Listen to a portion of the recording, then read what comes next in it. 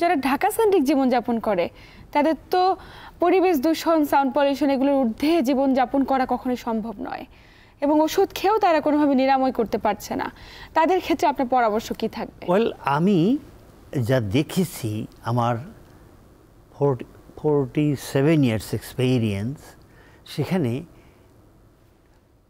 Headache, tension, migraine সব কিছুর মূলে হলো আপনার নেকের posture, the posture of the নেক।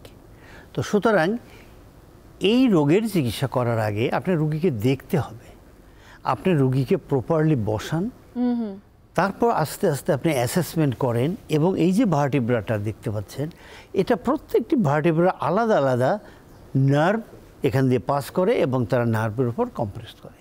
আচ্ছা, নাম্বার 1। নাম্বার 2 হলো because of this nerve compression কি হয়, মাসেল উইক হয়।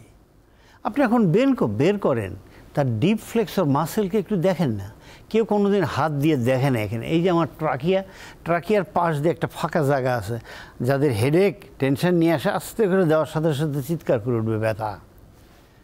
ডিপ ফ্লেক্সর মাসেল সে পেইনফুল, সে ঠিকমতো কাজ করছে না, সে তার অবস্থান ঠিকমতো নাই। তাহলে আমরা ওখান থেকে চলে আসলাম কোথায়, মাসেলে।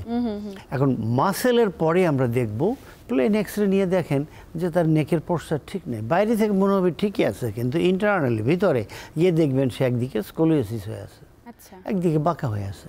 তাহলে এই তিনটা জিনিসকে যদি আমরা সঠিক করি, ঠিক করি, তাহলে মাইগ্রেন থাকবে কেন, টেনশন থাকবে কেন, হেডেক থাকবে কেন। এবং আমার যেটা অ্যাসেসমেন্ট এবং আমার ওপিনিয়ন হলো, ওই যে রুগী এসে বলছে স্যার অনেক ওষুধ তো খাচ্ছি কিন্তু আরাম পাচ্ছি না, তা আরাম পাবে কিভাবে? আরাম ভিতরে তো কষ্ট, ভিতরের মাসেল এবং মাসেল গ্রুপে কষ্ট, এবং নার্ভ যে কম্প্রেশন হচ্ছে স্যার, আপনি যেমনটি বলছিলেন স্পাইনে সার্ভাইকাল রিজন যদি কম্প্রেশন হয় সেক্ষেত্রে নার্ভ কম্প্রেশন হচ্ছে, এবং প্রত্যেকটার মূল কারণ তো একটাই, যে প্রপার পজিশনে না বসা। এবং এই যে সার্ভাইকাল রিজনে যে সমস্যাটা নার্ভ কম্প্রেশন করছে এবং তীব্র মাথা ব্যথা, এটা কমার জন্য ফিজিওথেরাপির ভূমিকা কতটুকু? Change the posture, first thing. Posture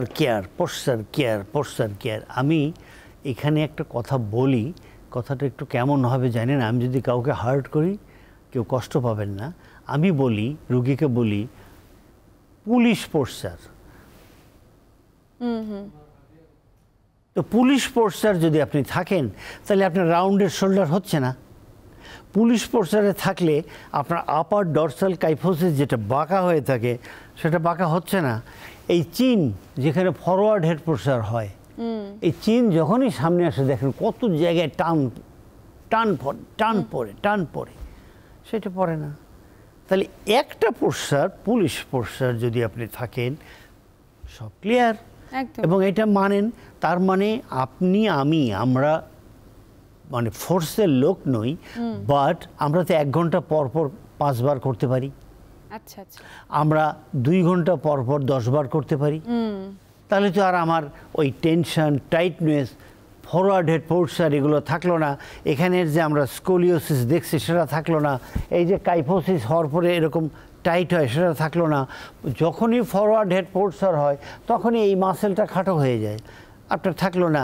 এবং ল্যাভিটার স্ক্যাপুলা থেকে এসে এই স্পাইনে লাগে যে মাসেলটা, ও এরকম টাইট হয়ে যায়। টাইট হলে কম্প্রেশন দ্য নার্ভ, ব্যথা হয় রুগীর কষ্ট হয়, তো সেটা তো থাকলো না।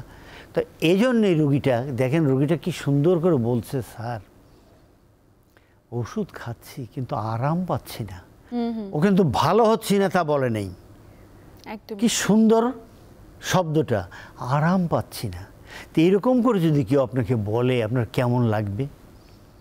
ওষুধ খাচ্ছি আরাম পাচ্ছি না, অফকোর্স ওষুধের ভূমিকা আছে, কিন্তু এই ক্ষেত্রে যেখানে টাইট হয়ে গেছে এটাকে রিলিজ না করা পর্যন্ত ওষুধ সাময়িক একটা উপসর্গ কমাবে কিন্তু পার্মানেন্ট সমাধান করবে না।